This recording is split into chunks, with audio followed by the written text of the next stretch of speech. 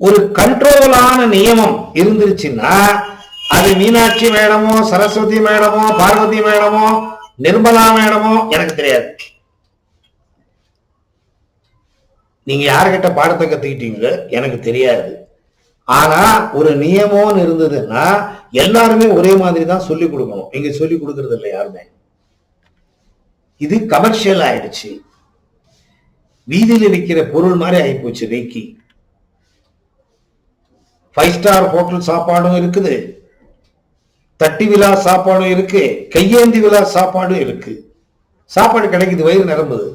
அந்த மாதிரி இந்த ரேக்கி கூட வெரைட்டியா சொல்லி கொடுக்குறாங்க. நாம யார் சொல்லி கொடுக்கறதும் தப்புன்னு சொல்ல முடியாது. அவங்க என்ன கத்துக்கிட்டு இருக்காங்க அதை அவங்க சொல்லி கொடுக்குறாங்க. எனக்கு நியாயமா என் குரு என்ன சொல்லி கொடுத்தா நான் அதை கத்து கொடுக்குறேன். இப்ப என் தட்டுல நீங்க சாப்பாடு போடாம தட்டை போட்டுட்டீங்க, பாயை போட்டு உட்கார வச்சுட்டு தட்டை போட்டீங்க. தட்டுல பார்த்துட்டு உட்காந்துருக்கேன், சாதம் உழுது.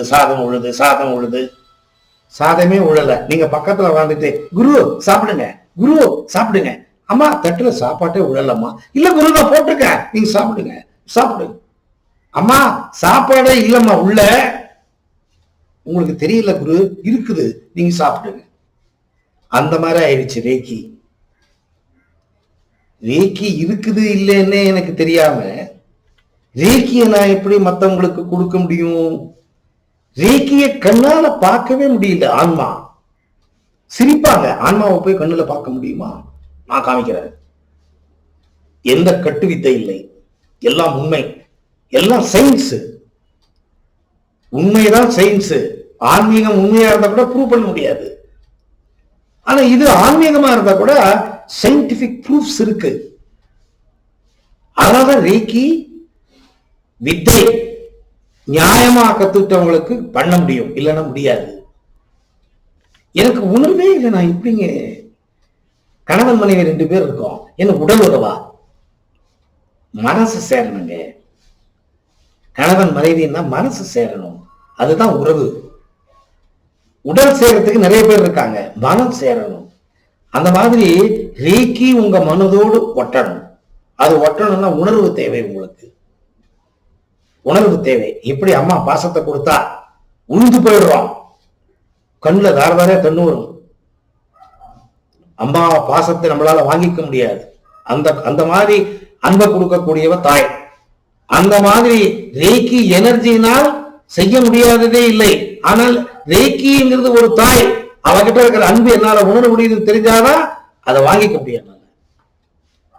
சோ பேசிக்கு ரேக்கியை பத்தி நீங்க தெரிஞ்சுக்கணும்னா, ரேக்கி ஆன்மா, ஆன்மாங்கிறது தான் ரேக்கி, ரேக்கிங்கிறது தான் ஆன்மா. பிரபஞ்ச சக்தி, விஸ்வ சக்தி, லைஃப் ஃபோர்ஸ் எனர்ஜி, அந்த காஸ்மிக் எனர்ஜி அது நம்ம உடம்புக்குள்ள இருக்கிறது தான் வேலை பண்ணுது. அது இருக்கா இல்லையா, வெளியில இருக்கா காமிப்பேன், நீங்க பார்க்கலாம். உள்ள இருக்கிறது வெளியில இருக்கா பார்க்கலாம். ஆன்லைன்ல இருந்தா கூட சொல்லி கொடுப்பேன். சரி, வெளியில இருக்கிறது நம்ம உடம்புக்குள்ள இருக்கா, உடம்புல எங்கெங்க பார்க்கலாம் சொல்லி கொடுப்பேன். சரி, இந்த ரேக்கிங்கிறது உயிர் சக்தி, மரம் செடி கொடி எல்லாத்துலயும் இருக்கு. மரத்துக்கு வேணா ஹீல் பண்ணலாம், நாய்க்கு பண்ணலாம், பூனைக்கு பண்ணலாம். பார்க்க முடியுமா காமிப்பேன், பார்க்கலாம்.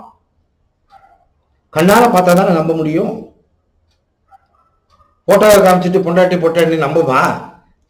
கூட்டு போய் பொண்ணை காமிக்கணும் வீட்டுல, இல்ல பையனை கொண்டு போய் காமிக்கணும். அப்பதான் ஓ பரவாயில்ல, பையன் நல்லா வெள்ளையா இருக்கான், உயரமா இருக்கான், நல்லா தடிமனா இருக்கான், பரவாயில்ல பையன் நல்லா சம்பாதிக்கலாம்.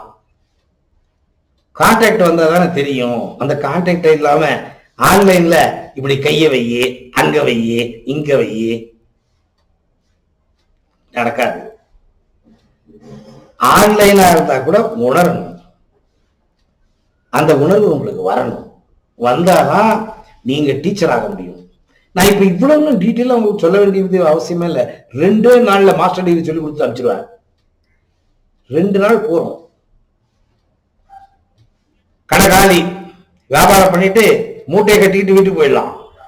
அதல்ல, நீங்க ஒரு டீச்சர் மாஸ்டர் ஆகணும்னா A to Z எல்லாத்தையும் தெரிஞ்சிருக்கணும். நீங்க அப்பதான் நீங்க மாஸ்டர் ஆக முடியும். அம்மா பணம் சம்பாதிக்கிறது ஈஸி, ஆனா நியாயம், தர்மம், நீதினு இருக்கு. அது நம்ம கிட்ட இருந்தாதான் அது ஒட்டும், உடம்புல எல்லாம் ஒட்டாது. நம்ம வாழறது திருப்திக்காக, நிம்மதிக்காக. ஆத்ம திருப்திங்கிறது இருந்தாதான் வாழ்க்கை. உங்களை ஏமாத்திட்டு நான் எவ்வளவு நாள் பிழைக்க முடியும்?